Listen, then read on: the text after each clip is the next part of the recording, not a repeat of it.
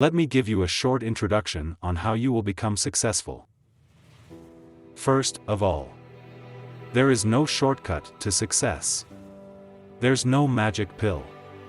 It's not a one change you need to make in order to pave the road to success. To become successful and reach all your wishes and cravings, you need to get the best version of yourself. I guess you have heard that before. So let me break this down and explain to you what I exactly mean. The very first step to success is to give up the blaming, the accusing, and the whining. You need to stop the why always me mentality and never ever feel sorry for yourself.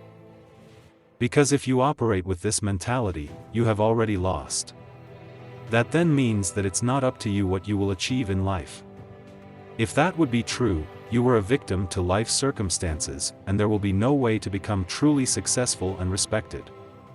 So you've got to change your mindset. To begin with, it is necessary that you are getting completely and brutally honest enough to say, I am tired of myself. When you say, I am sick and tired of being sick and tired, that's the facilitator of change. That is when you are ready to say these words, no more excuses. I believe in one thing deeply, life is 10% what happens to you and 90% what you do about it. So you have got to free yourself from this loser mentality. Then you are free to create, then you are free to work every day on getting a better version of yourself without the attached parasites of lack and needing the circumstances that you think are going to make you successful. Try to understand this. You never get the things you want by thinking over different scenarios in your head, how this will come together. You won't be able to manipulate circumstances the way you want them to happen. If you doubt it, reflect on your past. Did anything ever happen the way you planned it in your thoughts? According to my experiences, never. It didn't happen a single time the way I exactly wanted it to happen. In order to get what you want, you have to become the person to attract it into your life.